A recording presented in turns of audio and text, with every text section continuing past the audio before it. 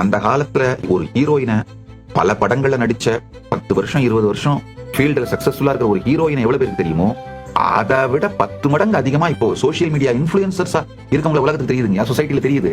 So அதனால ஒரு physical quality mental குவாலிட்டினால அட்டென்ஷன் அட்ராக்ட் பண்ற மார்க்கெட் வந்து முடிஞ்சிருச்சுங்க. நல்லா புரிஞ்சுக்கோங்க. எல்லாருக்குமே அடி மனசுல அவங்க எப்படி இருக்கணும், எப்படி இருந்தா பெஸ்ட்னு ஒரு இமேஜினேஷன், கற்பனை, ஒரு ஏக்கம் இருக்கோ அந்த மாதிரி பர்சனாலிட்டியா நீங்க இருப்பீங்கயா. அப்ப என்ன ஆகும்னா அத்தானா பேருக்கும் நேரடியாவோ சீக்கிரட்டாவோ உங்களை பிடிக்க ஆரம்பிச்சிடும், ரசிக்க ஆரம்பிச்சிருவாங்க.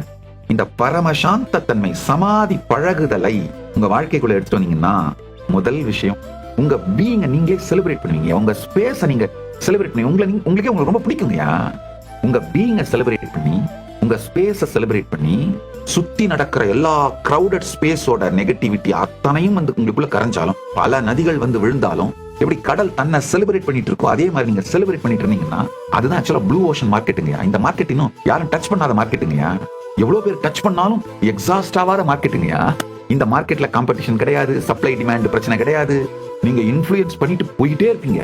உங்களுடைய இருப்பாலேயே மிகப்பெரிய இன்ஃப்ளூயன்ஸரா மாறிடுவீங்க.